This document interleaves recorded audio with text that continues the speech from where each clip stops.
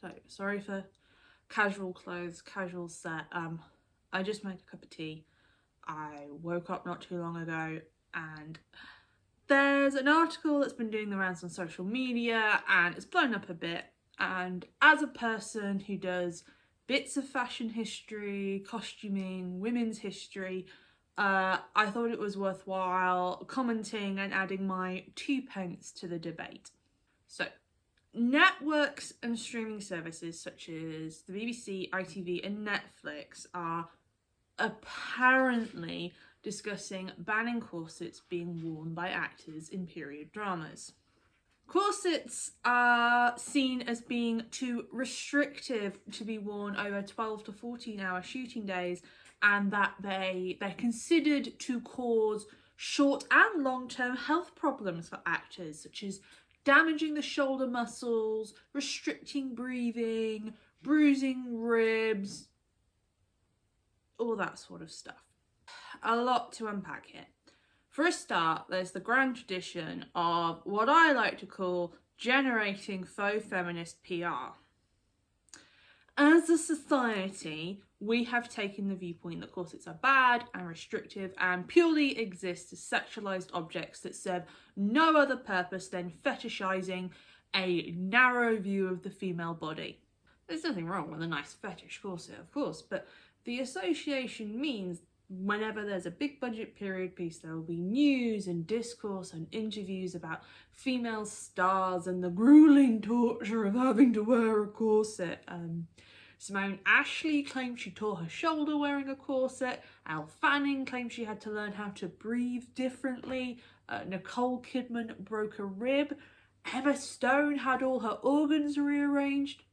Girl, you had a baby. What do you think a baby does to the body?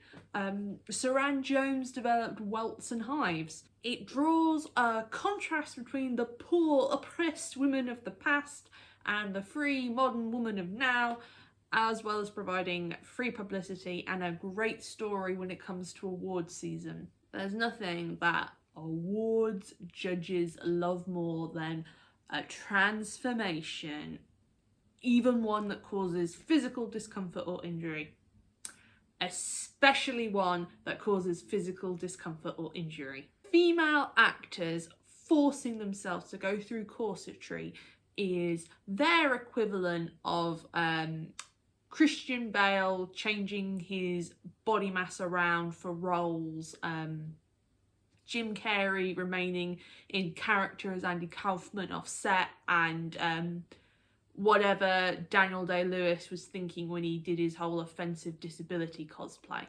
And it's all nonsense. Absolute steaming nonsense. A corset cannot alter or change the shape of your body any more than your individual body type will allow. It cannot reduce the size of your ribs. It is not going to rearrange your organs, at least not any more than being on your menstrual cycle's going to. It is not going to rub your skin raw. Those are myths, complete fabrications. They were made up in the 19th century by the kind of doctors who claimed that masturbation caused athletes' foot and advocated for clitodectomies to control feminine hysteria. A corset is no more damaging than a bra, something so many people wear every single day, and it serves the exact same function. It is a piece of underwear worn over another piece of underwear. Millions and millions of people wore them day in, day out over the course of their entire lives. People wore them while they danced, while they ate, while they were pregnant with their children, while they gathered crops or milked cows or lifted hay bales or scrubbed floors or worked in a mill or climbed literal mountains. So this is the 1830s corset I'm making now. Now, the term corset is technically from the 18th century, but what we would term a corset doesn't start to come about until the 1830s. So women wore rigid stays, and then there's transitional stays, and then there's what we would call corsets. So this is the start of corsetry. As you can see, it's cloth. It's cloth. What gives it the structure when it's done is that it's going to have lines of cording to keep its shape. It's fabric. It's a piece of fabric that is going to support me just as much as a bra is going to. You want to see the boning? Okay. This is modern corset boning. See this? It's bendy. And corset bones like this, they respond to your body heat. So they warm up slightly to mould and support the contours of your body. Eventually, once you break it in properly, it will be shaped to your body. And just like a man wearing a custom fit suit, a corset should custom fit your body. It is no more uncomfortable, rigid or restrictive than wearing a correctly fitted and well-made bra. However, I'm not calling those actors liars. I mean, they are definitely exaggerating for effect and for headlines, especially because you look up these actors and that's invariably one of the first things that comes up. But I don't doubt that they experience discomfort while wearing their costume corsets. But this is not an issue of corsets, this is an issue of budget, time, and design. Corset making is a really specific aspect of dressmaking. A bespoke corset is made by a corsetier, I've actually known some, and made to the specific dimensions of the person who is going to wear it. Again, it's like a custom suit. A corset should be primarily designed to be comfortable for the person intending to wear it. It should be made to support the body and not to be worn too tightly. Like, you know, if you get a nice pair of jeans, actual well-fitting jeans, they should be snug to your body, but they're not going to cause you discomfort or cut into your belly when you sit down, which is what I get because I buy cheap off-the-rack jeans. Making custom corsets can take anywhere up to 3 months. It requires employing specialists.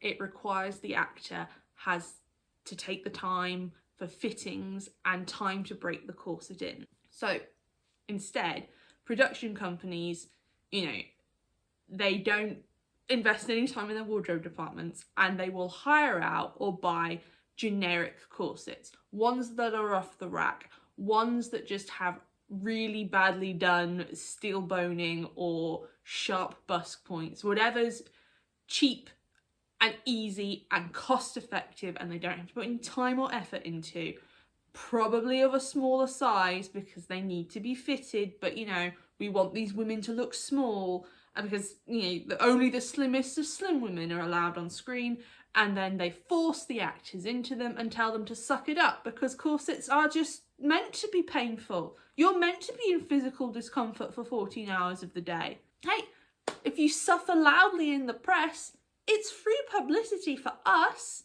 If damage is being done to the bodies of actors, it is because the production companies don't care.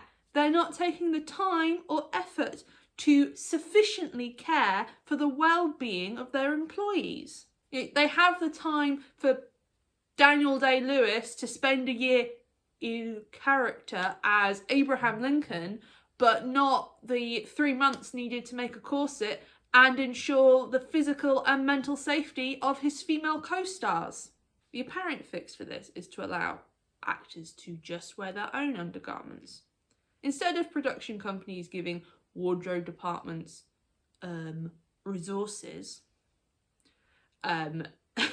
just let the actors bring in their own underwear from home. We're not going to give you money for well-made, correctly fitted corsetry. Hell, we're not even going to give you money to correctly fit the costumes.